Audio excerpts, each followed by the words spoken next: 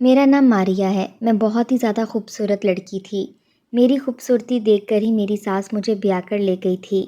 ان کا ایک ہی بیٹا تھا، لیکن ان کے پاس 7 بیٹیاں تھیں، جن میں سے صرف 3 بیٹیوں کی ہی انہوں نے شادی کی ہوئی تھی۔ میں ایسے گھر میں بالکل بھی نہیں جانا چاہتی تھی جس گھر میں میری نندیں پہلے سے ہی موجود ہوں، لیکن کوئی اور چارہ نہیں تھا، کیونکہ میرے پاپا نے میرے ہونے والے سسر کے ساتھ بزنس شروع کر رکھا تھا اور ان دونوں کو بہت نقصان ہوا تھا۔ اب وہ یا تو ایک دوسرے سے رشتہ بنا لیتے، ورنہ بہت ہی بڑی دشمنی ہو جانی تھی اور ہم لوگ زیادہ مشکل میں پڑ جاتے۔ میرے پاپا نے کہا، اگر تم مجھے زندہ دیکھنا چاہتی ہو تو میری پیاری بیٹی، تم ان کے بیٹے سے شادی کر لو۔ رشتہ داری ہو جائے گی تو یہ ہم سے پیسوں کی مانگ نہیں کریں گے، ورنہ یہ ہمیں عدالت تک لے کر جا سکتے ہیں۔ میں نے کہا، ایسے گھر میں میری کیا عزت ہوگی؟ تو پاپا نے کہا، عورت کی تو ویسے بھی سسرال میں کوئی عزت نہیں ہوتی۔ اپنے شوہر پر قابو کرنا اور اس کو اپنی میٹھی میٹھی باتوں میں الجھا لینا اور بعد میں اس گھر سے الگ ہو جانا، جبکہ یہ سب کچھ اتنا آسان نہیں تھا، کیونکہ وہ اکلوتا بیٹا تھا۔ اس کا نام حسان تھا۔ میرے پاپا نے اپنی جان بچانے کے لیے میری شادی کروا دی۔ ہم لوگ تو شہر میں رہتے تھے، لیکن وہ لوگ گاؤں میں رہتے تھے۔ جب میری شادی ہوئی تو شادی والے دن ہی میری ساس بس یہی کہہ رہی تھی کہ مجھے جلدی پوتے یا پوتی کی شکل دکھا دو تاکہ گھر میں رونق لگی رہے تو اچھا ہوگا۔ میری ساس کو بچے پیدا کرنے کا بہت شوق تھا۔ انہیں دیکھ کر تو ایسا لگتا تھا شاید بیٹے کے انتظار میں اتنی بیٹیاں پیدا کر لی ہیں، لیکن ایسی کوئی بات نہیں تھی۔ اصل میں ان کو بچے بہت پسند تھے، اس لیے انہوں نے اتنے سارے بچے پیدا کیے ہوئے تھے۔ جیسا میں نے سوچا تھا ویسا میرے ساتھ اس گھر میں کچھ بھی نہیں ہو رہا تھا۔ میرے ساتھ کوئی برا سلوک نہیں کیا جا رہا تھا، بس ویسے ہی ہو رہا تھا جیسا بہو کے ساتھ ہوتا ہے۔ پہلے دن سے ہی بچوں کی باتیں شروع ہو گئی تھیں۔ شادی ہو گئی تو جلد جلد بچہ پیدا ہونا چاہیے، لیکن جب میرا پہلا مہینہ بیت گیا تو میری ساس نے تبھی سے عجیب سا منہ بنا لیا۔ رات کے ٹائم وہ میرے شوہر سے کہہ رہی تھیں کہ کل اس کو ڈاکٹر کے پاس لے جانا، اس کو بچہ کیوں نہیں ٹھہرا۔ مجھے ابھی آئے تو صرف 1 مہینہ ہی ہوا تھا۔ آخر یہ کیسے لوگ تھے؟ کیا مجھے صرف بچہ پیدا کروانے کے لیے یہاں لائے تھے؟ میں نے اپنے شوہر سے کہا تو اس نے کہا کہ جو امی کہیں گی وہی ہوگا، تمہیں زیادہ بولنے کی ضرورت نہیں ہے۔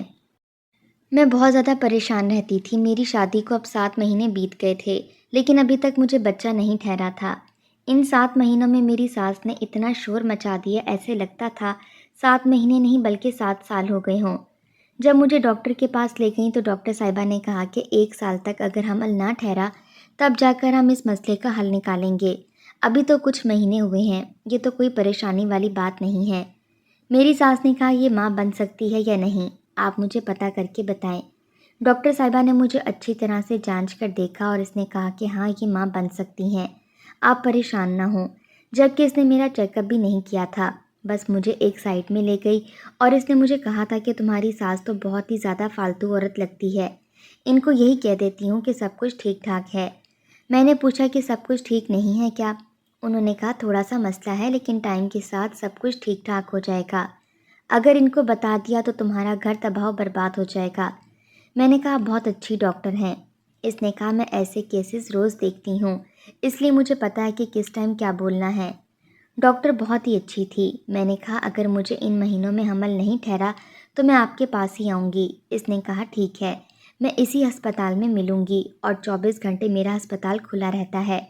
اگر میں کبھی نہ بھی ہوئی تو جلد مجھے فون کر کے بلوا لینا۔ مجھے تو یہ ڈاکٹر بہت زیادہ اچھی لگی تھی، لیکن اب میرے ہاں کوئی خوشخبری نہیں تھی۔ ڈاکٹر نے کہا تھا کہ تھوڑا سا مسئلہ ہے لیکن زیادہ نہیں۔ اس طرح 4-5 مہینے اور بیت گئے اور میری ساس نے سب کو کہنا شروع کر دیا کہ میری بہو بانجھ ہے۔ جب محلے کی کوئی عورت بھی آتی تو اس سے بھی یہی کہتی، کسی شادی میں جاتی تو وہاں پر بھی یہی کہتی، میری بہو بچہ پیدا نہیں کر سکتی، وہ تو بانجھ ہے، ایسے ہی اسے اٹھا کر لے آئی ہوں، میرے بیٹے کی زندگی تباہ و برباد ہو گئی ہے۔ میرے لیے یہ سب کچھ برداشت کرنا بہت مشکل تھا۔ مجھے سمجھ نہیں آتی تھی کہ کہاں جاؤں۔ ساس کے سامنے کوئی بات کرتی تو ساس کہتی کیسے زبان چلا رہی ہے، آج کل کی لڑکیوں کو تو سب کچھ پتہ ہوتا ہے، جن باتوں کا ہمیں شادی کے بعد پتہ چلا تھا ان کو پہلے سے ہی پتہ چل جاتا ہے۔ میں بار بار اپنے شوہر اور ساس کو یہی کہتی تھی کہ مجھے کوئی مسئلہ نہیں ہے، سب کچھ ٹائم سے ٹھیک ہو جائے گا، اللہ پاک نے بس ہمیں آزمائش میں ڈالا ہوا ہے اور وہ ہمیں اس آزمائش کا سبب بھی ضرور دے گا۔ ہماری شادی کی جب سالگرہ ہوئی تو میرے پیٹ میں 2 مہینے کا بچہ تھا۔ 1 سال کے اندر ہی میں حاملہ ہو گئی۔ یہ تو خدا کا شکر تھا کہ میری عمر زیادہ نہیں تھی، ورنہ اس بات پر بھی مجھے طعنے سننے کو مل جاتے۔ میرا شوہر تو کچھ بھی نہیں بولتا تھا، بس چپ چاپ بیٹھا رہتا، جو اس کی ماں کہتی وہی کیا کرتا تھا۔ میں بہت زیادہ پریشان تھی۔ پھر ایک دن میری طبیعت زیادہ ہی خراب ہو گئی۔ مجھے ڈاکٹر صاحب کے پاس لے کر گئے تو ڈاکٹر نے کہا کہ تم ماں بننے والی ہو۔ تب کہیں جا کر سب کو سکون آیا۔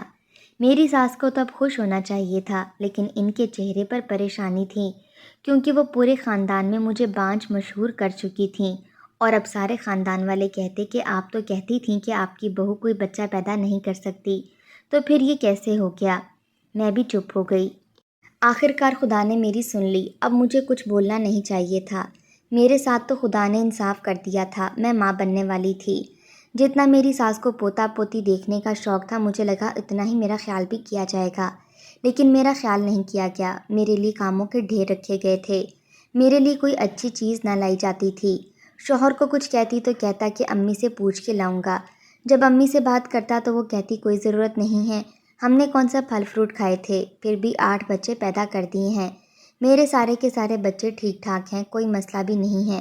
یہ سب عورتوں کے چونچلے ہوتے ہیں۔ ایسے ٹائم میں شوہر کو اپنی انگلیوں پر نچانا چاہتی ہیں، جان بوجھ کر معصوم بن جاتی ہیں، کوئی طبیعت خراب نہیں ہوتی۔ عورت کا جسم تو بنا ہی بچہ پیدا کرنے کے لیے ہوتا ہے، تو پھر ایسا تھوڑی ہے کہ اس پر کوئی پہاڑ توڑا جا رہا ہے۔ مجھے اپنی ساس کی باتیں سن کر بہت زیادہ برا لگا تھا۔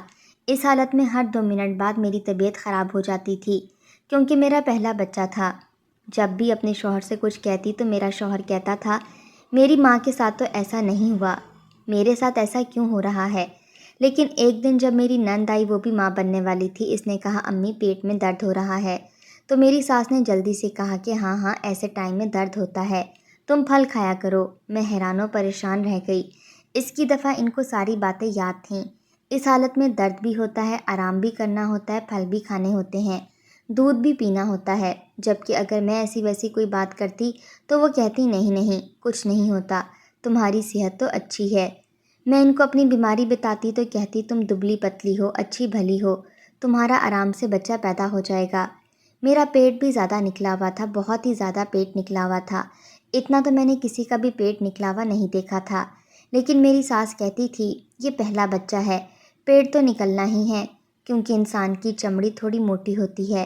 لیکن میرے ساتھ نہ جانے کیا مسئلہ تھا، میرا پیٹ بہت ہی زیادہ نکلا ہوا تھا، اس لیے میری ساس کہتی تھی اتنا بڑا پیٹ نکلا ہوا ہے تو تمہارا بچہ بہت تندرست اور صحت مند ہوگا، زیادہ الٹی سیدھی باتیں کرنے کی ضرورت نہیں ہے۔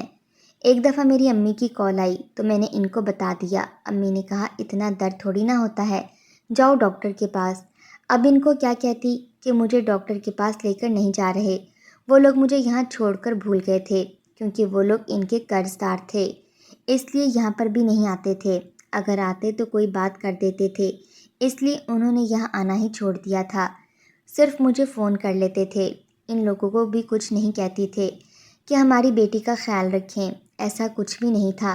میری زندگی تو جیسے جہنم بن کر رہ گئی تھی، لیکن اب مجھے اپنے بچے کی فکر ہو رہی تھی، تو میں جیسے تیسے اپنی زندگی گزار رہی تھی، لیکن مجھے اپنے ہونے والے بچے کی بہت زیادہ فکر تھی۔ انہوں نے میرے ہونے والے بچے کے لیے کپڑے بھی نہیں بنوائے تھے، کہنے لگے ہم نے بہت سے لوگوں کو بہت کچھ دیا ہوا ہے، جب ہمارا بچہ پیدا ہوگا تو وہ بھی آ کر دے جائیں گے، لیکن یہ نہیں سوچا جب تک وہ لوگ آئیں گے تب تک ہم بچے کو کیا پہنائیں گے، کیا میں اپنے بچے کو چادر میں ہی لپیٹ کر رکھوں گی؟ اپنے شوہر سے بات کرتی تو اس کے کان میں جوں تک نہیں رینگتی تھی۔ مجھے ایک دفعہ بھی ڈاکٹر کے پاس نہیں لے کر گئے تھے، کہنے لگے کہ جب کوئی مسئلہ ہی نہیں ہے تو ڈاکٹر کے پاس جانے کی بھلا کیا ضرورت ہے، جبکہ مجھے اتنا تو پتہ ہی تھا کہ ایک دفعہ ڈاکٹر کے پاس جانا ضروری ہوتا ہے۔ میں تو بہت زیادہ پریشان رہتی تھی، تھوڑا سا بھی درد ہوتا تو پریشان ہو جاتی تھی، پتہ نہیں میرے بچے کے ساتھ کہیں کوئی مسئلہ تو نہیں ہو رہا۔ اسی طرح دن گزرتے جا رہے تھے۔ جب 9واں مہینہ شروع ہوا تو میں نے خدا کا شکر ادا کیا کہ اب تھوڑے ہی دن رہ گئے ہیں، اب تو مجھے ڈاکٹر کے پاس لے جائیں گے اور سارا کچھ ٹھیک ٹھاک ہو جائے گا، لیکن مجھے ابھی بھی ڈاکٹر کے پاس نہیں لے کر جا رہے تھے۔ لگتا تھا مجھے تبھی لے کر جائیں گے جب مجھے درد شروع ہو جائے گا، لیکن میرا درد شروع نہیں ہو رہا تھا۔ میرے گھر پر جب بھی محلے سے عورتیں آتی تھیں تو میری ساس کہتی تھی کہ میں اپنی بہو کا بہت ہی زیادہ خیال رکھ رہی ہوں، اسے کھانے پینے سے لے کر سب چیزیں دے رہی ہوں۔ پھل تو ویسے بھی ہمارے گھر میں کبھی ختم نہیں ہوتے، صرف ان کی اپنی بیٹیوں کے لیے ہوتے تھے۔ ایک دن میں نے غلطی سے ایک آڑو کھا لیا۔ میری چھوٹی نند نے شور مچا دیا کہ میں نے اپنے لیے رکھا تھا، آپ نے کیوں کھایا؟ ایک آڑو کے پیچھے اس نے مجھے بہت زیادہ ڈانٹا تھا۔ میں نے اپنی ساس کو کہا کہ میرے 9 مہینے میں سے 10 دن اوپر ہو گئے ہیں تو مجھے ڈاکٹر کے پاس لے جائیں۔ میری ساس نے کہا تم آج کل کی لڑکی ہو، تمہیں تو اپنا دن یاد نہیں رہتا، کوئی بھی دن اوپر نہیں ہوئے، دن اوپر چڑھتے تو ابھی تک درد ہو جاتا، درد نہیں ہو رہا تو اس کا مطلب صاف ہے کہ ابھی دن پورے نہیں ہوئے ہیں۔ میں نے کہا مجھے ویسے بھی بہت درد ہو رہا ہے۔ انہوں نے کہا نہیں، ابھی تو تمہارا ٹائم ہی نہیں آیا، جب ٹائم آئے گا تو خود ہی پتہ چل جائے گا۔ دن اوپر سے اوپر ہوتے چلے جا رہے تھے۔ جب میں نے شور زیادہ مچا ڈالا تو مجھے لے کر جائیں، تو میرا شوہر مجھے حکیم صاحب کے پاس لے کر گیا تو انہوں نے کہا کہ ابھی ڈیلیوری میں ٹائم باقی ہے۔ میرے شوہر کا دوست جو کہ حکیم تھا، وہ ان کا خاندانی حکیم تھا، ان کا پرانا جاننے والا تھا۔ جب حکیم نے کہا کہ ٹائم تو ہے تو سب لوگ مجھے ہی کہنے لگے دیکھو ابھی ٹائم ہے، تمہیں کس بات کی جلدی پڑی ہوئی ہے۔ یہ لوگ مجھے ہر طرح سے طنز کر رہے تھے، سمجھ نہیں آتا تھا کہ کیا کروں۔ میرا پیٹ بہت ہی زیادہ بڑھتا چلا جا رہا تھا۔ ایک دفعہ میں چھت پر کھڑی تھی کیونکہ میرا دل بہت زیادہ گھبرا رہا تھا۔ سامنے والی پڑوسن نے مجھے دیکھ لیا۔ یوں تو میری ساس کی جاننے والی تھی، لیکن مجھے دیکھ کر ہمیشہ ہی ترستی ہوئی نظروں سے دیکھتی تھی۔ اس نے مجھے دور سے اشارہ کیا۔ جب میں تھوڑا سا قریب گئی تو اس نے کہا جی آپ نے اپنا کیا حال بنا رکھا ہے؟ میں نے کہا میری پریگننسی کو اب 13واں مہینہ شروع ہو چکا ہے۔ اس نے کانوں کو ہاتھ لگا لیا۔ اس نے کہا کیسی باتیں کر رہی ہو، خدا تم پر اپنا کرم بنائے رکھے، ابھی تک تو ٹھیک ٹھاک ہو، جلدی سے ڈاکٹر کے پاس جاؤ، اتنی دیر کرنا اچھی بات نہیں ہوتی، یہ غلط بات ہے، تمہارے گھر والوں کو کوئی پرواہ نہیں۔ میں نے کہا تم تو جانتی ہو ان لوگوں کو۔ اس نے کہا کہ ہاں میں ان لوگوں کو بہت اچھے طریقے سے جانتی ہوں، لیکن اب تم ماں ہو، تمہیں خود اپنی اولاد کے لیے لڑنا ہے۔ کسی ڈاکٹر کے پاس جاؤ، تمہیں اگر درد نہیں ہو رہا تمہارا آپریشن کر دیں گے، یہ نہ ہو کہ بہت زیادہ دیر ہو جائے۔ وہ بہت زیادہ پریشان ہو گئی اور میرا تو بہت زیادہ پریشانی سے برا حال تھا، ایک پل بھی بیٹھ نہیں سکتی تھی۔ شوہر سے بات کرتی تو اس نے کہا کہ حکیم کے پاس لے جاؤں گا۔ میں نے کہا مجھے حکیم کے پاس نہیں جانا، مجھے ڈاکٹر کے پاس لے چلیں۔ مجھے اب درد شروع ہو گیا تھا، مجھے لگتا تھا اب میرا آپریشن ہی ہوگا۔ میرا شوہر کہنے لگا تم پاگل تو نہیں ہو گئی کیا؟ آپریشن میں تو بہت زیادہ پیسے لگتے ہیں۔ میں نے کہا کہ آپ کو پیسوں کی پڑی ہے، آخر یہ آپ کا بچہ ہے، کیا تمہیں اس کی پرواہ نہیں ہے؟ مجھے سمجھ آ گئی تھی کہ ان لوگوں کو کوئی پرواہ نہیں ہے، شاید مجھے جان بوجھ کر نہیں لے کر جانا چاہتے۔ میں مر جاؤں گی تو اچھا ہے اور ہسپتال نہیں جاؤں گی تو بچے بھی نہیں بچیں گے۔ یہ لوگ حد سے زیادہ کنجوس تھے۔ پڑوسن نے صحیح کہا تھا، اب تو میں ماں بننے والی ہوں، مجھے ابھی سے اپنی اولاد کے لیے لڑنا تھا۔ میرے پاس بچے کے کپڑے تک نہ تھے، نہ ہی انہوں نے پیسے دیے اور نہ ہی بازار جانے دیا۔ میں نے خود ہی اپنے دوپٹے میں سے کچھ اپنے بچے کے لیے کپڑے بنائے ہوئے تھے۔ میں نے اپنے کپڑے کا ایک بیگ بنایا اور چپکے سے ہسپتال چلی گئی۔ مجھے پتا تھا کہ تھوڑی دیر کے بعد سب کو پتہ چل جائے گا کہ میں گھر پر موجود نہیں ہوں، تو یہ لوگ شور مچانے لگیں گے۔ جب ان کو پتہ چلے گا کہ بنا بتائے چلی گئی ہے اور فون بھی بند ہے، کہیں گے کہ گھر سے بھاگ گئی ہے، الٹی سیدھی باتیں کریں گے۔ اگر یہ بھی پتہ چل گیا کہ ہسپتال گئی ہے تب بھی مجھے ڈانٹ پڑے گی، میرا شوہر مجھ پر ہی غصہ ہوگا۔ لیکن اب مجھے کسی کی کوئی پرواہ نہ تھی سوائے اپنے بچے کی۔ میں ہسپتال چلی گئی، وہی ڈاکٹر مجھے ہسپتال مل گئی۔ میں نے ان کو بتایا کہ یہ مسئلہ ہے، انہوں نے میرا چیک اپ کیا اور اس نے میرا الٹرا ساؤنڈ کیا تو اس کی آنکھیں پھٹی کی پھٹی رہ گئیں۔ اس نے مجھے اس طرح دیکھا جیسے کوئی بڑی بات ہو گئی ہو۔ اس نے چیخ کر سب کو بلانا شروع کر دیا۔ باقی ڈاکٹر بھی وہاں پر آ گئے، وہ لوگ بہت زیادہ پریشان ہو گئے تھے۔ میں نے کہا ڈاکٹر کیا ہوا، کیا بات ہے، بتائیں تو صحیح۔ ڈاکٹر صاحبہ نے کہا کہ ابھی بتاتے ہیں۔ تو اس نے دوسری ڈاکٹر کے کان میں کوئی بات کہی تو اس کی آنکھیں بھی پھٹی کی پھٹی رہ گئی تھیں۔ انہوں نے بڑے پیار سے میرے کندھے پر ہاتھ رکھا اور کہا ہمارے ساتھ آؤ۔ میں نے کہا آپ مجھے کہاں لے کر جا رہے ہیں؟ میرا بچہ تو ٹھیک ہے نا، مجھے بتائیں۔ انہوں نے کہا کہ سب کچھ ٹھیک ٹھاک ہو جائے گا، بس تم نے گھبرانا نہیں ہے۔ لیکن میں بہت زیادہ گھبرا رہی تھی۔ انہوں نے کہا کہ اپنی فیملی کو بلا لو۔ میں نے کہا وہ نہیں آئیں گے، میں ان سے چھپ کر آئی ہوں۔ انہوں نے کہا پھر تم اپنے ماں باپ کو بلوا لو۔ میں نے امی کو فون کر دیا اور کہا کہ بنا کسی کو بتائے میں ہسپتال آ گئی ہوں، مجھے ڈاکٹر صاحبہ نے اتنا ہی بتایا کہ آپ کا آپریشن کرنا پڑے گا۔ مجھے پہلے ہی پتہ تھا کیونکہ ٹائم بہت زیادہ گزر چکا تھا۔ بار بار میں پوچھ رہی تھی کہ سب ٹھیک تو ہے، بتائیں۔ وہ بتا نہیں رہی تھیں۔ انہوں نے کہا کہ بس آپریشن کریں گے۔ آپریشن ہوا اور آپریشن میں بہت زیادہ ٹائم لگ گیا تھا۔ میری کزن کا بھی آپریشن ہوا تھا۔ اس نے بتایا تھا کہ آدھے گھنٹے سے زیادہ ٹائم نہیں لگتا، لیکن میرے آپریشن میں پورے 4 گھنٹے لگ چکے تھے۔ سارے ڈاکٹر عجیب سی حالت میں بیٹھے تھے۔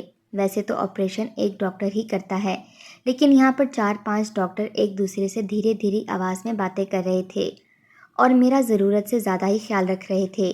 مجھے یاد نہیں کہ اس کے بعد کیا ہوا۔ مجھے آپریشن تھیٹر سے باہر لے کر جا رہے تھے تو میں بے ہوش ہو گئی۔ جب میری آنکھ کھلی تو میں اپنے کمرے میں موجود تھی۔ میری ماں میرے پاس بیٹھی تھی اور میرا باپ سر پکڑ کر بیٹھا ہوا تھا۔ نہ میرا شوہر وہاں پر موجود تھا، نہ میرے سسرال والے۔ میں نے کہا کیا ہوا؟ میرا بچہ تو ٹھیک ہے۔ میں بری طرح سے گھبرا گئی تھی اور اٹھ کر بیٹھ گئی۔ ان لوگوں نے مجھے کہا آپریشن ہوا ہے، سب ٹھیک ٹھاک ہے۔ میں نے کہا میرا بچہ کہاں ہے؟ بچے کو تو میرے کمرے میں ہونا چاہیے تھا، جھولا خالی پڑا ہوا تھا۔ کہاں ہے میرا بچہ؟ مجھے لگا میرا بچہ اس دنیا سے چلا گیا ہے، کیونکہ میں نے ہسپتال آنے میں بہت زیادہ دیر کر دی تھی۔ میرے ماں باپ بھی بہت زیادہ پریشان ہو گئے تھے، لیکن اصل میں یہ بات نہیں تھی۔ ڈاکٹر صاحبہ جب اندر آئیں وہ اکیلی نہیں تھیں۔ ان کے ساتھ ہسپتال کا مالک بھی موجود تھا، جو دیکھنے میں بہت ہی زیادہ شریف اور نیک انسان لگ رہا تھا۔ میرے باپ کی عمر کا تھا۔ اس نے سفید کپڑے پہنے ہوئے تھے، اس کی داڑھی بھی سفید تھی۔ ڈاکٹر نے میرا چیک اپ کیا اور پوچھنے لگی تم ٹھیک تو ہو، درد تو نہیں ہو رہا؟ میں نے کہا میرا بچہ کہاں ہے؟ میرا بچہ کہاں ہے؟ میں بار بار یہی ایک سوال کر رہی تھی۔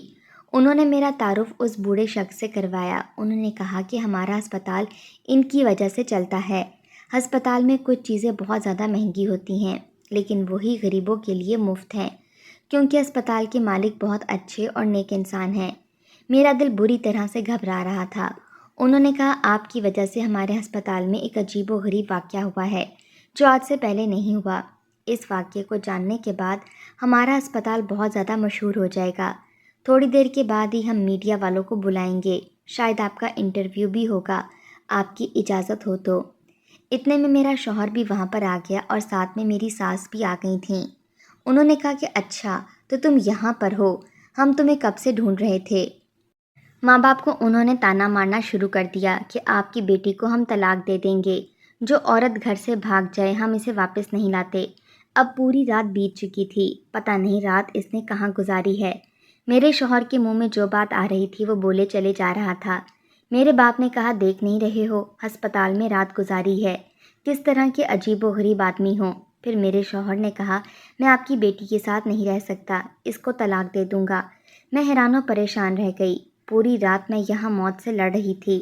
ڈاکٹر نے کہا آپ نے جو اس لڑکی کے ساتھ کیا ہے نا، آپ کو اسے چھوڑ دینا چاہیے، کیونکہ آپ اس کے قابل ہی نہیں ہیں۔ آپ نے ایک ساتھ کئی معصوم جانوں کو خطروں میں ڈال دیا تھا۔ میں حیران رہ گئی۔ ڈاکٹر نے کہا کہ ہاں، تمہارے ہاں ایک بچہ نہیں پیدا ہوا، بلکہ 2 بیٹے اور 2 بیٹیاں ہیں۔ مجھے سمجھ نہیں آیا، یہ سچ ہو سکتا ہے؟ نہیں، میں حیران تھی اور باقی سب لوگ بھی۔ میرا شوہر بھی سن کر حیران و پریشان ہو گیا اور میری ساس بھی۔ انہوں نے 2 منٹ ایک دوسرے کو دیکھا، پھر کہا اس عورت نے ایک ساتھ 4 بچے پیدا کر دیے ہیں۔ ارے بھائی یہ عورت ہے یا کوئی ڈائن؟